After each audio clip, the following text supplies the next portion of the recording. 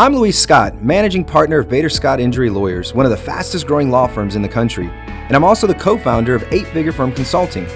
I've successfully built multiple companies by focusing on leadership, operations, and culture. Using these principles, my companies have generated close to $100 million in revenue. But before any of this success, I started my legal career as a receptionist, and I worked my way up to becoming managing partner. In each episode of this podcast, I sit down with leaders and entrepreneurs who have had the guts to step out on their own and the courage to face adversity. They share with us their tips for achievement, the challenges they have faced, and the glory of success. I welcome you to the Guts and Glory Show.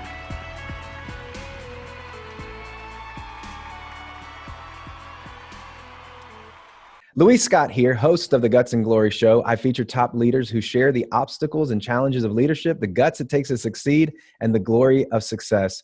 Today, you will hear another inspiring interview from attorney and author Eric Farber, who has written the book on office culture, and you're not going to want to miss this. But before we get started, a message from our sponsor, 8-Figure Firm Consulting. 8-Figure Firm Consulting helps law firms take their business from 7 to 8 figures by keeping lawyers away from the work they hate so that they can focus on making the impacts that they love. At 8-Figure Firm, we can show you how to develop a business that works for you instead of you working for it. So turn your law firm into a law business by going to 8figurefirm.com. I want to give a special mention to John Barry of Barry Law, America's veterans law firm, for connecting me with our next guest, Eric. Eric is the CEO and Chief Legal Officer of Farber and Company and founder of Pacific Workers' Compensation Law Center, one of the fastest growing law firms, well, really actually one of the fastest growing businesses in the Bay Area. As an attorney, he's represented high-profile clients in the NFL, Olympians, the founder of MySpace, entrepreneurs from Shark Tank, movie stars, and rappers, and my personal favorite, the estate of my all-time great rapper, Tupac Shakur. In addition to this, he has led the charge in office culture and is the author of The Case for Culture, How to Stop Being a Slave to Your Law Firm, Grow Your Practice, and Actually Be Happy. Eric, welcome to the Guts and Glory Show. Hey, thanks for having me. Absolutely. You know, I read this book in one sitting. It's an incredible book. It had me so entertained with some of the stories that you were telling and like the transition that you've had in life. And I don't think people really realize how important office culture is to the production and profitability of a business. And so I really want to know how you've transformed your business using the strategies that you've put into this book. But before you get there, telling us a little bit about how did you get into business? How did you get into law? What started all of this in the first place? Well, getting into law is easy, right? You go to law school. But right. For me, it was, it really was, I was one of those people as a child really looking at and thinking about, human rights and civil rights. And it was something I was interested in from a very young age, First Amendment. We'd moved to the States from Canada when I was about 12 years old, and becoming into a new country. I think a lot of people don't really think about the differences, but that was something that was really, striking to me. And as a kid, I think I kind of always knew that I was going to be a lawyer. And somewhere in when I was in college, I really started gravitating towards the arts. My mother was an artist, and so I gravitated towards the arts and culture, pop culture, so to speak. So, and I'd spent a couple of years after law school in LA working in the entertainment business, directly in the entertainment business for one of the agencies there, and then Sony company based at Sony Pictures making movies. And so I missed being a lawyer in and literally going to court. And I came back to San Francisco, where I went to law school and started up a practice again. And was introduced to somebody who was running the Tupac Shakur estate. And I started doing trademark infringement and copyright infringement cases for them. And it sort of just led more and more into, and I should throw in that when I first became a lawyer, I met a sports agent. I ended up doing all the work for their agency, and that's how I ended up getting into sort of the sports business, and which I always wanted to be in the sports and entertainment business for a long time. And so as a lawyer, because sports and entertainment are really two different things, as as industries. And Right. so I ended up doing that, doing stuff for a lot of individual athletes. And it sort of just went from, kind of one thing to the next thing. And I was representing the Tupac Shakur estate. I've also I also did cases for Dr. Dre and worked on some stuff for Snoop and Death Row. And so there's a, I shut down. One of the earliest things I did was actually going after different websites that were infringing on the work, right? So somewhere out there's actually a song where some guy was very unhappy and he kills me. And I was trying to find it, actually. It's probably about 18, 20 years old now.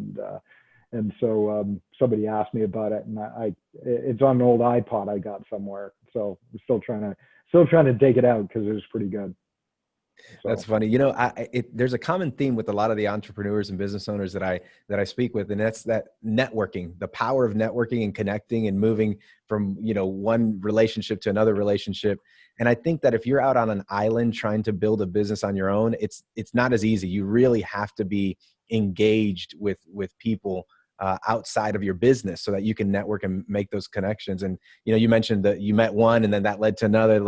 And that's really a powerful lesson in the world of entrepreneurship, just to begin with. Now, I want to dive into the book. I'm going to throw in everything I've done, including Pacific Workers, which is really my main and only business right now, can be led back to one interaction that happened 2 weeks after I got my bar license. Wow. Literally can be led back all the way back to one chance meeting when I took some guys who were trying out for the Arizona Cardinals at the time, and one of their brothers was in the NFL and being represented by a big agent. We go to a restaurant. He happens to be sitting at the table next to us. We end up eating with him. He says, "Hey, we just fired our lawyer for our sports agency. Do you want to come talk to us?" And that led all the way, to almost everything that I did. And I can literally connect the dots if we had the time. But it even led into this because into the workers' comp world, because we started out in the workers' comp world representing athletes in the workers' comp world, and that led to recognizing the business opportunity. I mean, that's just so powerful, because I used to, when I was younger, I would always I had these affirmations. And one of the affirmations I had was, today I'm going to meet the person who's going to change my life. And it's so true. Like if you have that open mentality, open heart, any day could be the day that your life completely changes. And I think that keeping that level of positivity is so important. I do want to dive into culture, because I believe that somewhere along the lines, these connections and relationships really led you to the philosophy that you have in your book about culture. And you said something that really resonated with me, and that is whether you purposefully decide to have a culture or you just don't purposefully decide to have a culture, you have one. I'd love for you to expand on that. What does that mean as it relates to running a business? Well, culture is, the air that a company breathes. There's many different sort of definitions of what a culture is. In many ways, it's how people are inspired to get things done when you're not there, right? Telling them how to do things. A culture is a shared language. A culture is a shared goal. It is a lot of things. For culture, for me, it was very difficult in the Bay Area. You have a very similar type of law firm in Atlanta. And I can tell you that the Bay Area is a different kind of place because people are living off of a lot of investor money and, VC money type of thing. And these companies are overpaying. And to keep people around, you have to sort of pay a lot of money. And if you can't pay a lot of money, you better make sure that you're not an asshole, right? To keep people around. But in many ways, we had sort of a revolving door. So of people coming in and out, especially when you're a young company, it's hard to show them the future. So I started realizing just how much money it was costing us to have turnover. And so I started looking at different ways to reduce turnover, and that's really with employee engagement and making people happy. And the cost of turnover is astronomical. You know, some would say that it is as high as 10 times their salary.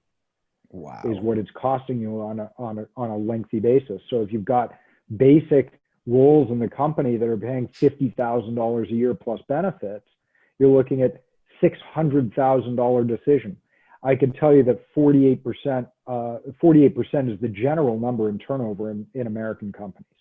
We are less than 15% now. In fact, we're probably about 10% over the last year, which is incredible, right?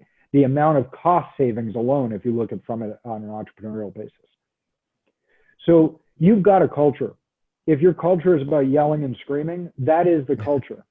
If your culture is a directed culture, that is the culture. I choose to have a culture that's planned, that's intentional, because I know that if I can, you know, at the end, the goal is to get work done, serve the clients. That's the purpose of a business, is to serve the clients, serve value, increase value. If I can do that, then I'm going to try to do that. And it just makes for a much better place to work. For me too. I'm just one of the workers, right? Of course. Like we all are, right? Yeah. But what that's allowed me to do is sort of grow. And I love, you mentioned John Barry. You know, I'm a big fan of John's because he uses a military style culture. Well, I think a lot of people think of a military style culture as sort of yelling and screaming, right? And it's not yelling and screaming. It's just being disciplined in the execution.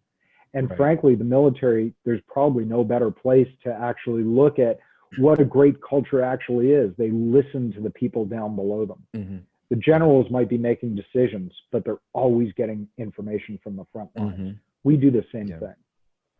Yeah. And the thing is that sometimes we have to learn lessons the hard way. You know, I read the story that you gave about that hostile employee who wrote the email and was saying, you know, calling you a negative name. And I thought to myself, man, I would just cringe having to come to the office to work with that kind of person. What is something that you took away from that experience as you developed your culture in the business that you have? Well, hiring better is one of those things. That's for sure. But I mean, it was one of the things that, it was one of many things that sort of set me to, hey, what are we doing wrong that we could create that kind of hatred and anger and vitriol with our people? Right. And so really looking at it from a much more human way. Right. And so, and there's plenty of stuff that's out there in books and articles and talking about culture, and they talk about culture. There's many different ways to talk about it, but the center of it is the fact that you've got to create a human environment, an environment that allows people to raise their hand and say, hey, I don't know what I'm doing, without repercussion. Right. And then one that, you know, really focuses on them. I think there's been a huge problem, and I think it's a problem of the difference between a stakeholder and shareholders mentality. And you're hearing this a lot more right now. Simon Sinek, who actually wrote one of the first books on culture that I read, who wrote, there's two basic books, to Start With Why and Leaders Eat Last. Leaders Eat Last is a little bit more about culture. But he just wrote a book called The Infinite Game, and it's very much about this shareholder, stakeholder stuff that I talk about in my book as well. And it's the idea that it's the difference between the purpose of a company. Right. And we talk about the purpose of a company is to make a profit. And that's actually codified in a lot of state codes. And it's why we've got CNBC running all day long. It's why the Dow Jones is on the corner, you know, of the screen on CNN every day, because they got to report quarterly earnings to raise those share prices. And when you raise those share prices based on quarterly earnings, you are very often foregoing long-term benefits of a company. And my partner and I took far less money out of the company than we could have, just to put it back into the development and the growth and the salaries and the benefits and everything else we could with our people. Because we said, if we invest in them long term, and now we have people who've been there, we've only been around 6 years. We have people who've been there 6 years. And we have people who've been there 5 years and 4 years and 3 years. And now when somebody new comes in, we can say, we have something to offer somebody new, right? We post an ad that says, we have a great culture, but we prove it. We offer these benefits. We offer, we offer a place of growth. We offer a place of development. I mean, one of the greatest human needs is to grow, right? So when somebody comes in, and one of the things we actually say to them is, the chair you occupy, the seat, the role you occupy is temporary. You're holding it for the next person while you move to the next job. So learn it well enough to teach it to the next person, right? Yeah. Giving people that growth, giving people that ability and that knowledge that they're going to be part of a larger, growing organization. That's sort of the stakeholder mentality versus the shareholder mentality. In law firms, you are part owner of your firm. We're last on the totem pole. And as an entrepreneur, when you're getting started, you have to realize that you're last on the totem pole. You come after everybody else. And if you do it right, that benefit really benefits you in the long run. Yeah, I mean, if you treat the people right, you're going to grow exponentially, hopefully. Now, the concept of paying people more, because this is part of the culture you've developed, is, you know, you pay them more, you're going to make more because they're going to be committed more to the cause, to the place. They're taking care of their basic needs. You talked about the basic needs that you have to take care of. There are entrepreneurs out there. I've consulted with some of these business owners. They're scared to hire a person. They're scared to add more payroll to their books because they don't know necessarily where they're going to get the business. So how does a person go from, I know I need to pay people more, I know I need to satisfy all their basic needs, to then actually doing it? Like, what's the mindset shift that has to happen to make that transition? Well, you know, I even say this in the book: if you can't afford to pay more, maybe you shouldn't be in business, right? Sure. Business is two things: strategic innovation and marketing.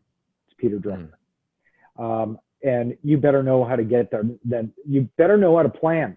I mean, there's a lot of different skills to being an entrepreneur, and we throw out the term entrepreneur all the time these days, and it is a revered thing out there in American culture now. Shark Tank was one of the big things. I mean, how we have the quote unquote entrepreneur in the White House, right? And it is the admirable thing. As a friend of mine says, the American dream, though, has shifted. The American dream used to be owning a business. Now the American dream is to sell a business. And it used to be that the American dream was to have a good job.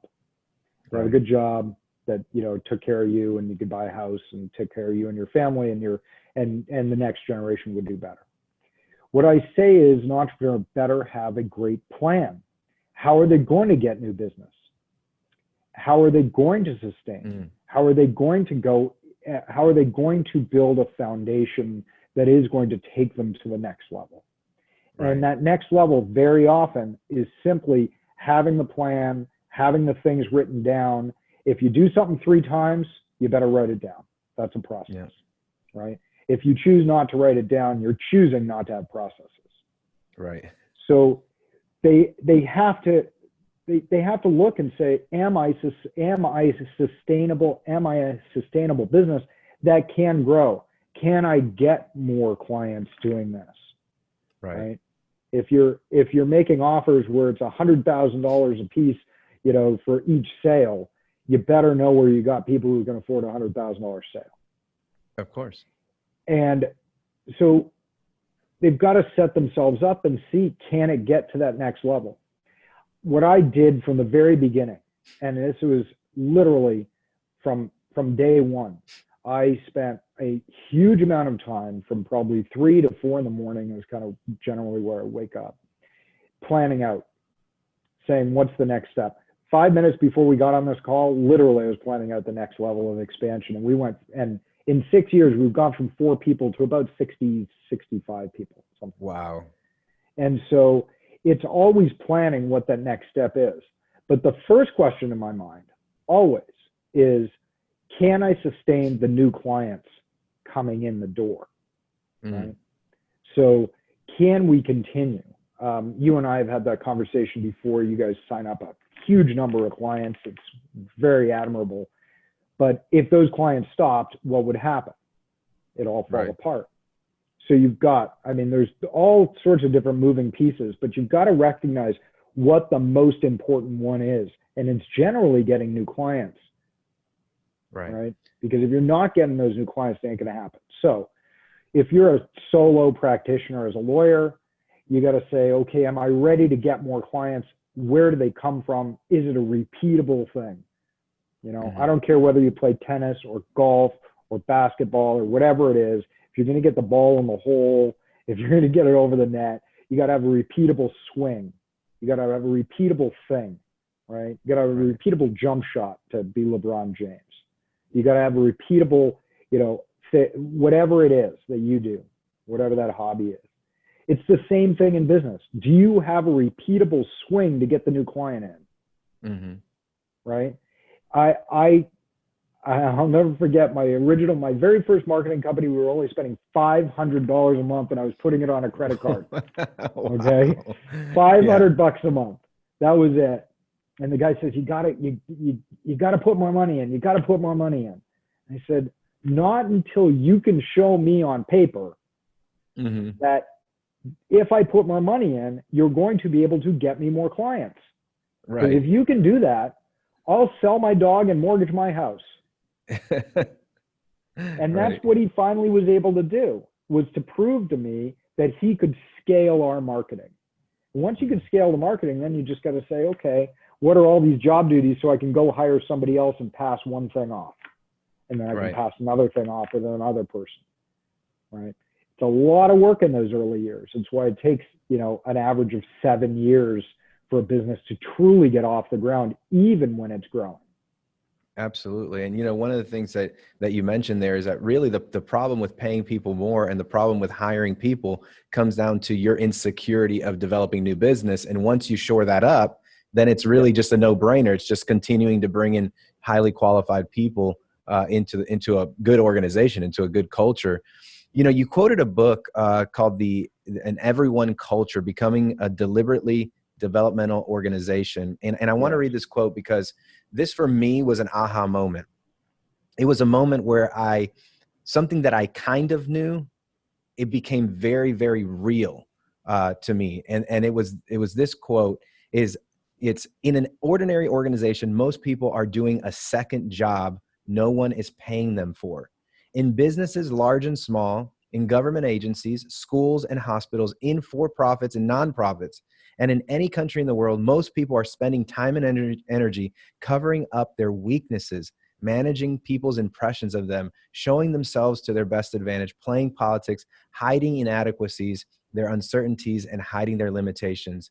And an organization is responsible for creating a safe environment where employees do not feel compelled to hide, but safe to address their weaknesses. And I read that, my mind was blown because the imagery of having insecure employees being treated as a second job, like it was like, okay, I know employees are insecure. That's why we, as owners, we have to be very careful what we say.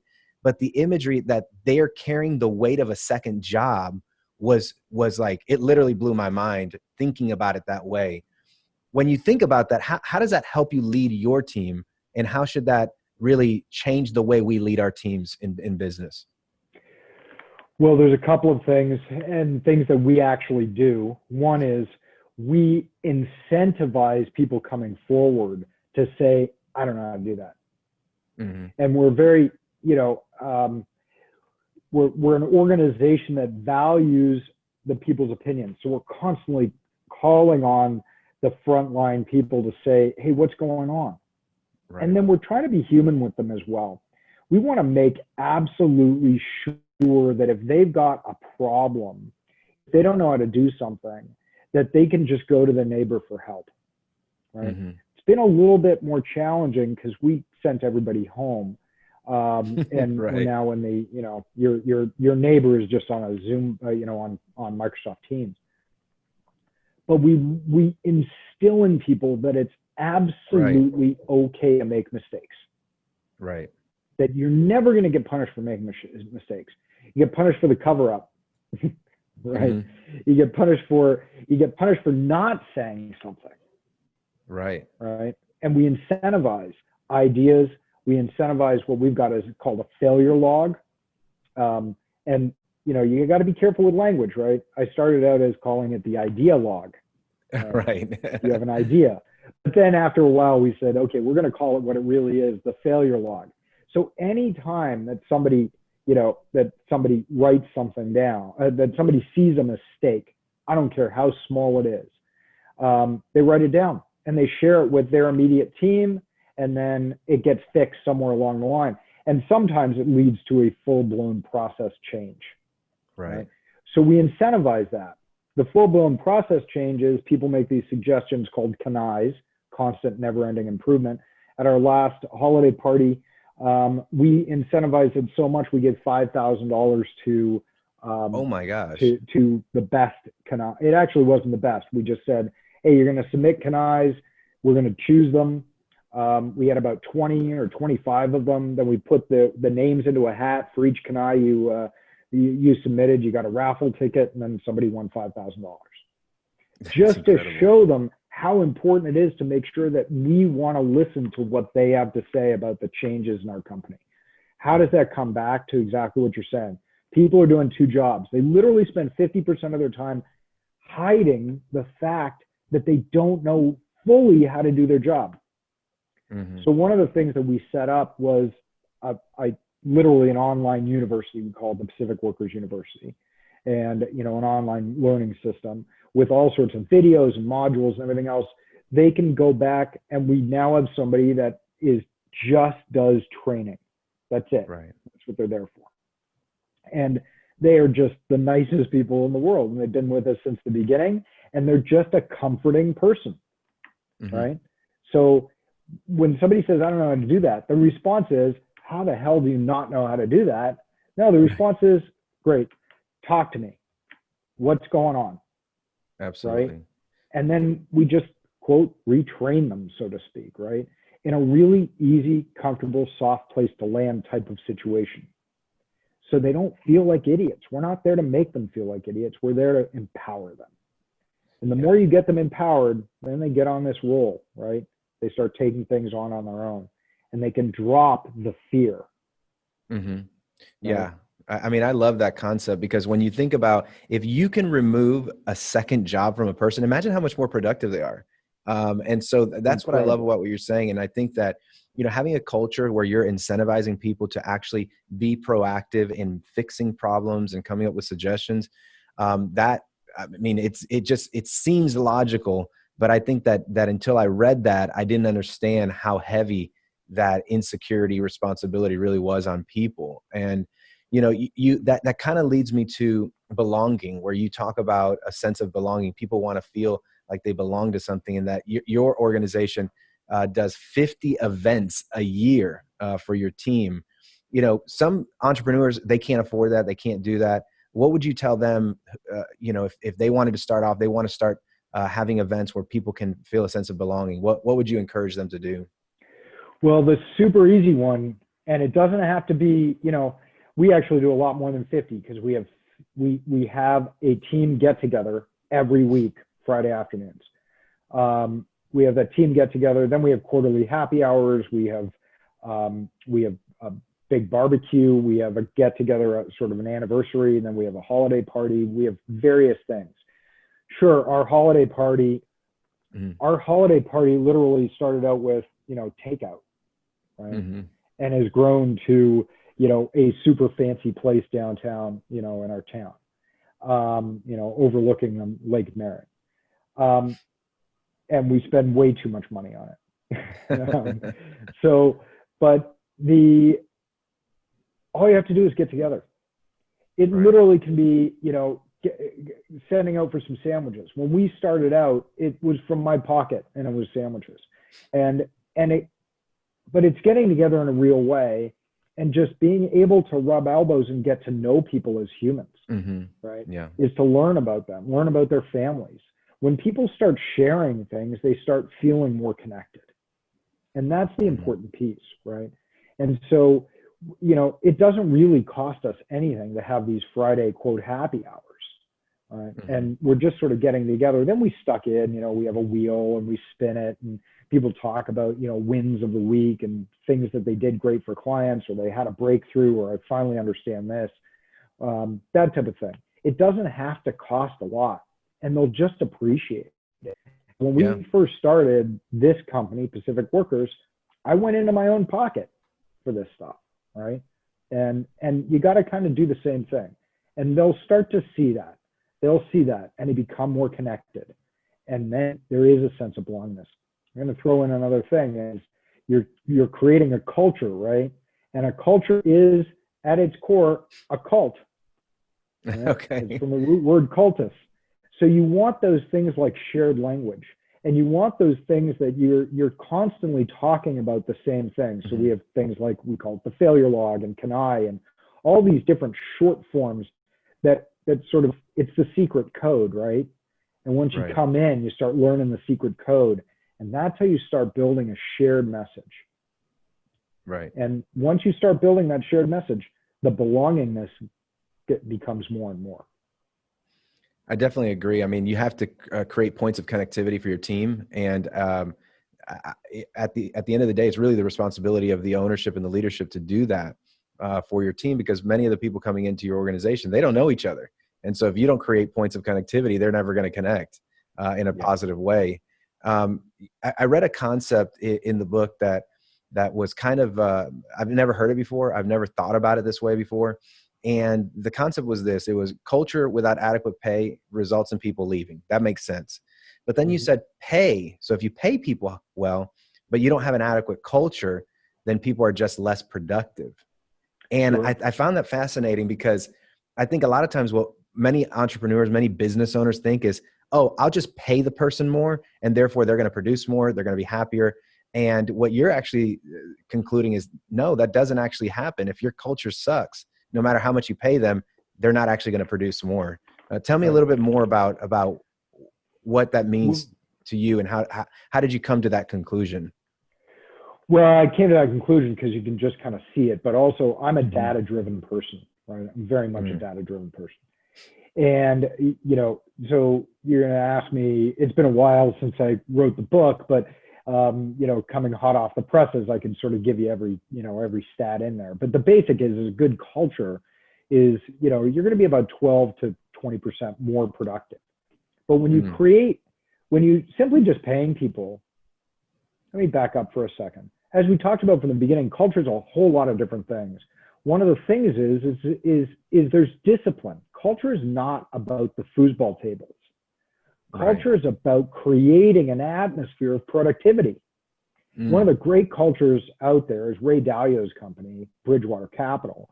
That's a company with a good culture is generally a tough place to work. It's not an easy place to work. It's a tough place to work because it's got standards. It's got shared mentality. It's got it has productivity written all over it. So it's not an easy place to work. You've got to drop, the easy place to go for somebody who doesn't know how to do something is to hide it. That's actually the general and easy way for somebody to do it. The hard way for somebody to do it is to raise their hand.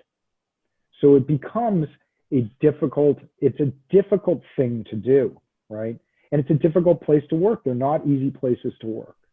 Right. So if you're just paying people without creating that high productivity environment, without creating that, hey, you're going to come in here and we're going to work hard, right? But it's going to be rewarding. Then they're not going to do anything. They're just going to collect a paycheck, right? And they're still going to end up leaving you because they're not going to be happy about the environment.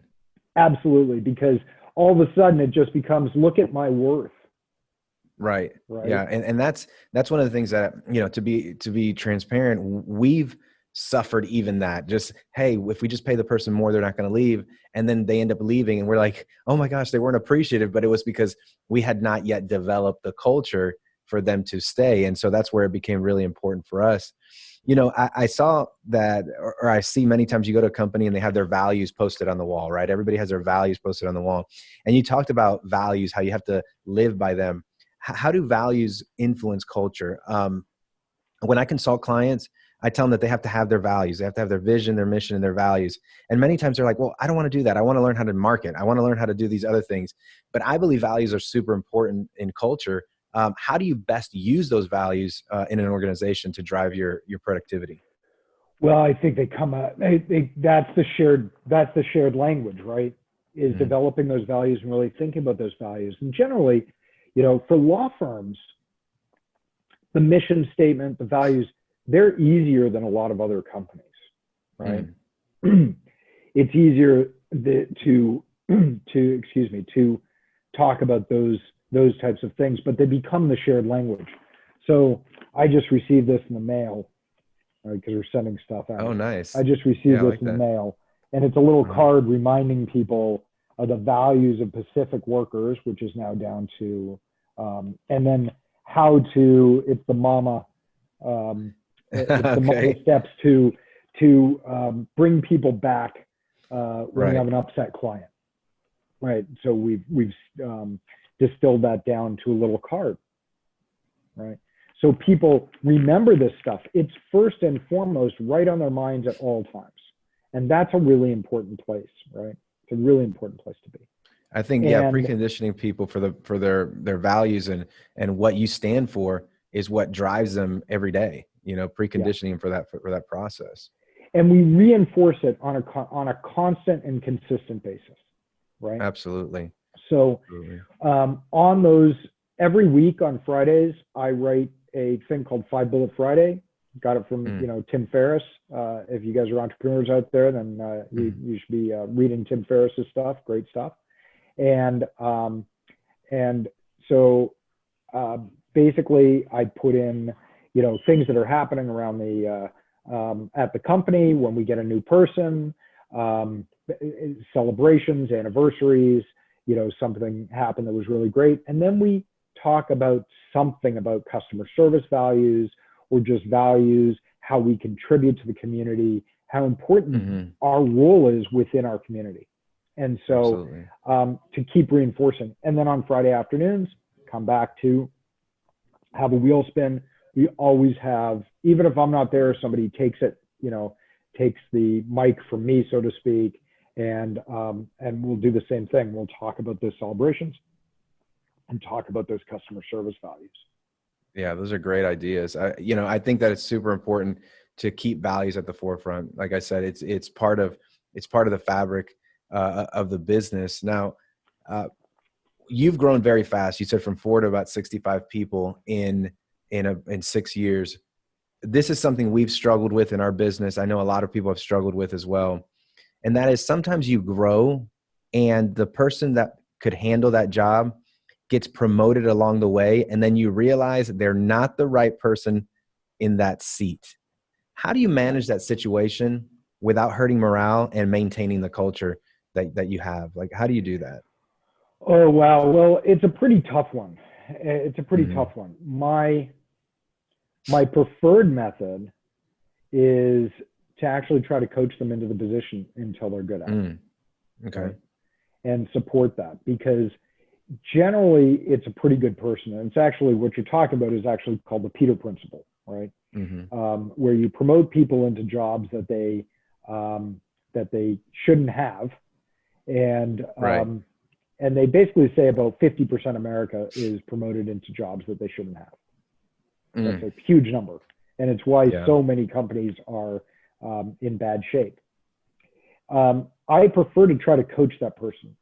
And then if it's still not working, then I'm going to try to move them to what appears to be a lateral position in a different environment. So it doesn't feel like a demotion down. Because you could pretty much guarantee that if you demote the person back to where they should have been, they're going to be out the door, which isn't necessarily a bad thing. If you're going to transform a culture, you better get used to the fact that, as we talked about, good cultures are tough cultures. You better get used to the fact that probably 40% of your people are going to leave. You're going to recycle before it gets great. All those people who can't handle, who just want to hide, who just want to collect the higher money paycheck and don't want to participate, they're going to be out the door. Yes. We all know James Comey, right?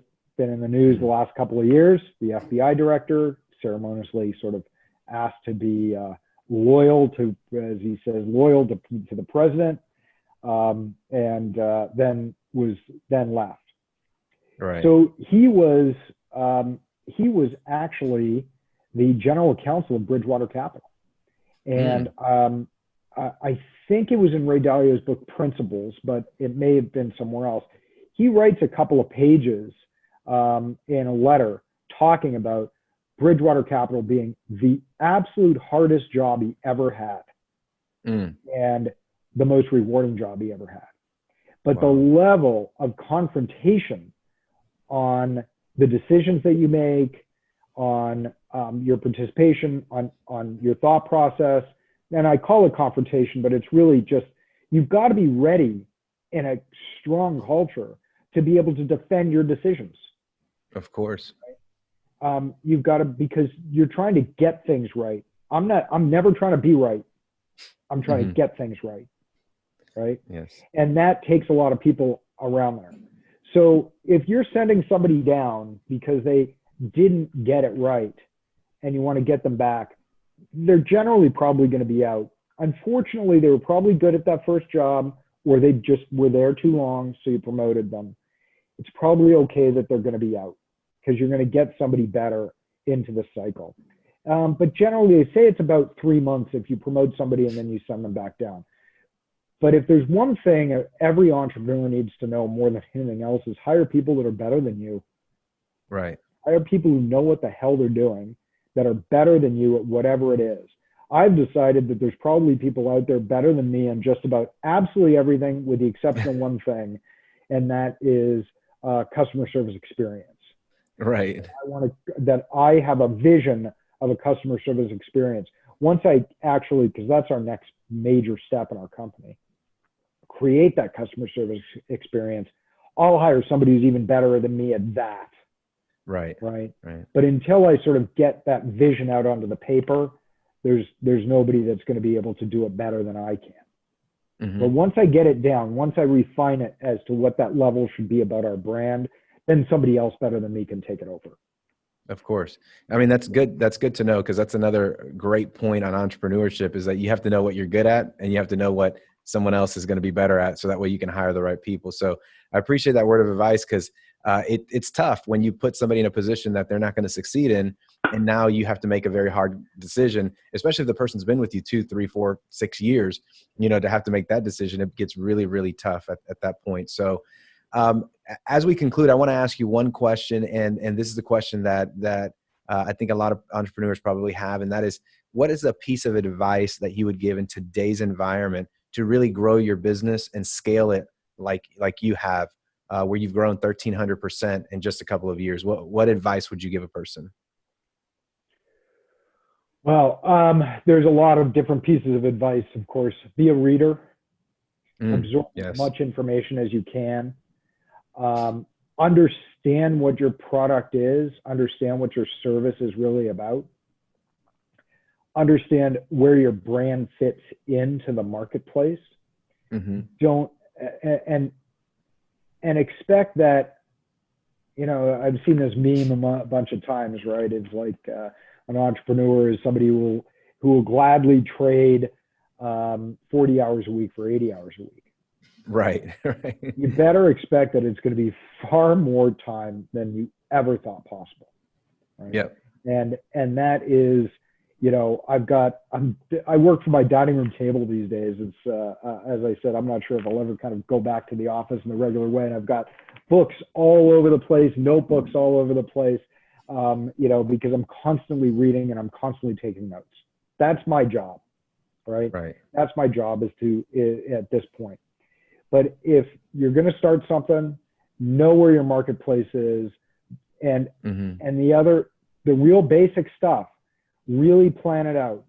If you're doing something, write it down, build process notebooks so you can hire that next person to do the next, so you can finally get some of that stuff off of your plate, right? Yep. Start creating the vision of what you want it to look like now, right? And that will help you get to that next level.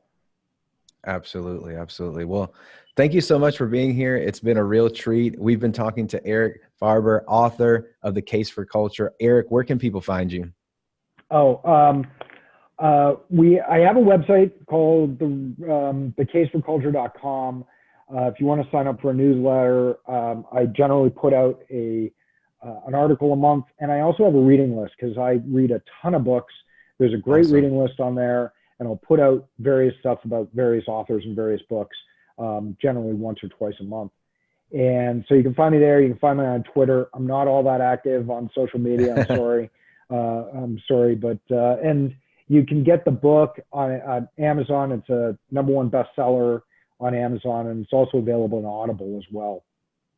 It's an absolute read. If you are a leader and you have a business and you want to have a great culture, you want to read The Case for Culture, and you're not going to be disappointed with it. So there you have it, guys. Leading a business with a great culture is the key to happiness. It's the key to a good life as a business owner, and anyone can do it, but it's going to take guts, courage, and hard work. And remember, if you love this episode, be sure to subscribe so you never miss a show. You've been listening to The Guts and Glory Show. You've been listening to The Guts and Glory Show with Luis Scott. If you enjoyed the show, be sure to share. For more information on this episode, please see the show notes at www.gutsandgloryshow.com. And join us next time as we talk to another leader in business that had the guts to overcome all odds for the glory of success.